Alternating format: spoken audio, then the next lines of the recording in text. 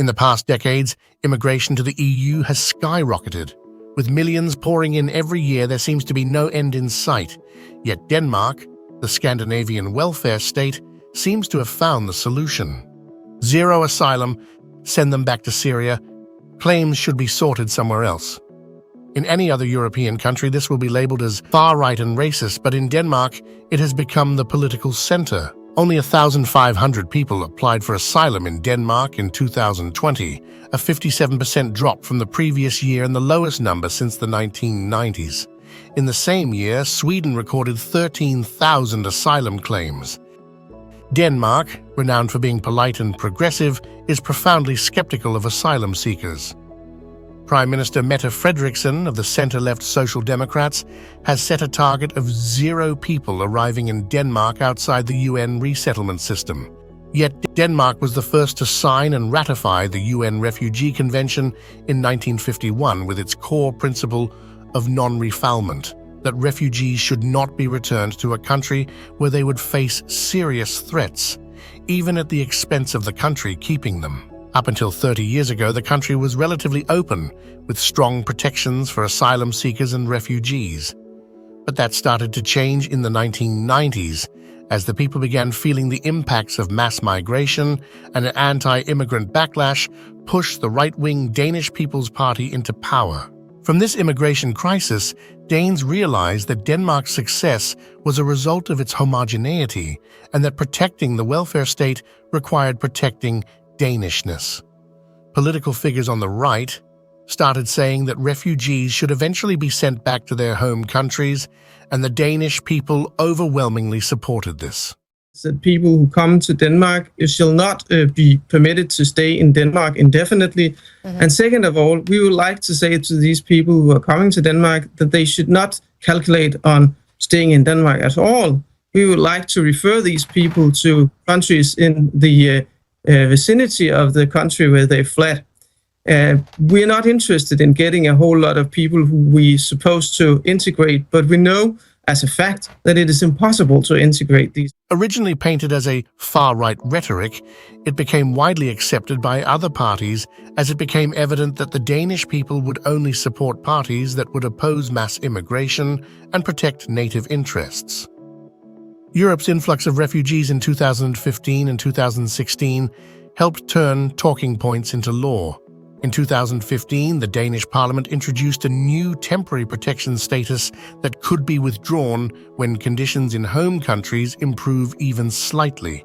This will get rid of many unwanted immigrants seeking asylum on dubious claims, as well as economic migrants who are draining taxpayer coffers.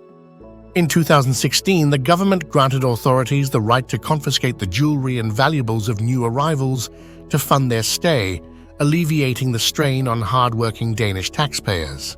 The introduction of anti-ghetto laws also sought to limit the number of non-Danish people living in certain neighborhoods, both to ensure the safety of peaceful Danish people and to protect Danish culture. But why does Denmark not have to follow the ridiculous EU policies regarding immigration? Denmark holds opt-outs from European Union policies in relation to police and justice. They were secured under the Edinburgh Agreement in 1992 after a referendum for the ratification of the EU was rejected by Danish voters. These opt-outs were given as a package of measures to assuage concerns raised during that referendum in order to get Denmark to join the EU. As a result, Denmark is not bound by the same commitments as other EU member states, thus rendering certain policy options legally possible in Denmark, which would not be permissible in other EU nations. Even as the number of immigrants pouring into Europe increases, Denmark's main party, the Social Democrats, has adopted an even harsher approach to immigration. While still in opposition in 2018, the party called for a reform of Denmark's asylum system, including creating reception centers outside Europe. They aim for a future where it will not be possible for refugees to obtain asylum in Denmark, protecting Denmark from the spike in crime, among other problems, that neighboring countries like Sweden have. The Social Democrats have been implementing policies to make this a reality since the Danish people elected them in 2019. A new law enabling Denmark to deport asylum seekers outside Europe while applications are being processed, is the latest in the series of measures implemented by the Social Democrats to stop immigrants from flooding into Denmark. Under the new law, which was comfortably passed by Denmark's parliament in a vote of 70 to 24, asylum seekers would be flown to a faraway third country, regardless of where they are from. This move faced heavy criticism by the European Commission, yet enjoyed almost unanimous support from the Danish people, displaying the globalist agendas these multinational organizations hold. Another multinational organization, the United Nations Committee Against Torture, has expressed concerns about Denmark's ambitions to transfer asylum seekers to third countries like Rwanda, citing worries about the safety of migrants. The committee criticized Denmark 2 weeks after the UK Supreme Court said Rwanda could not be considered a safe third country, blocking Britain's similar plans for transferring asylum seekers to Rwanda. British Prime Minister Rishi Sunak proceeded to pass an emergency law to declare Rwanda a safe destination for migrants, bypassing these pathetic attempts. The Danish case offers a vivid example of how the will of the people can triumph over the sinister manipulations of the cosmopolitan elites. Denmark demonstrates the beauty of democracy, that it is ultimately up to the people to decide if they want masses of immigrants flooding into their country. And Denmark may preview where the EU is headed as the 27-nation bloc warily watches rising migration numbers while experiencing strong anti-immigration backlash. The globalist organizations such as the Refugee and Migrant Rights Division of Human Rights Watch have labeled Denmark's sensible policies racist, duplicitous, and hypocritical. In a statement, Denmark's Minister of Immigration and Integration claps back, calling the characterization offensive and lacking the seriousness that is required when talking about the government's policies. The government's goal is not zero asylum, he said, but zero people arriving through unofficial channels. Refugees should come to Denmark through the UN resettlement system, where they will be selected on the basis of humanitarian criteria. In the past 3 years, Denmark has been prudent when selecting refugees, extensively vetting them and performing background checks to ensure the safety of native Danes. As a result, Denmark accepted fewer than 250 refugees through the UN resettlement system. The UN Refugee Agency has been critical of Denmark's approach, condemning Denmark for putting its own citizens above refugees from other countries. They state that it was never the intention that refugees were to be subjected to constant reassessments once their protection needs had first been established. Danish authorities are also considering deporting settled refugees back to Syria, as the Damascus area and 2 other regions are safe. This makes these refugees economic migrants and an unnecessary drain of taxpayer dollars. Syrian refugees considered for deportation are housed in open facilities, located in rural locations to keep them away from Danish society.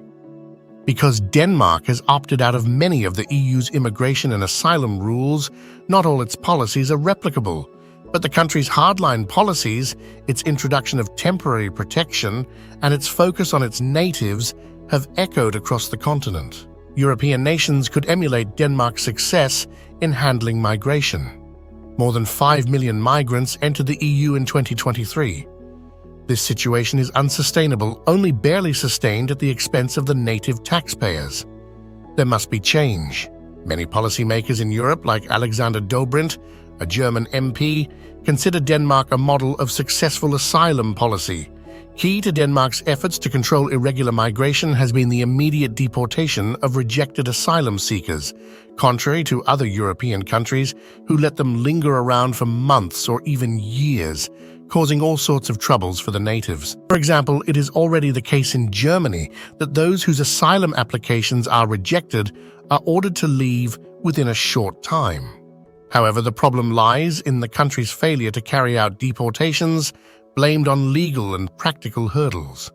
This led the German government last year to introduce tougher laws aimed at more effective returns. European countries must be able to make a distinction between those fleeing war and persecution who actually need asylum and people migrating for economic reasons. Those two groups should not be treated equally. Above all, European countries must place native interests first.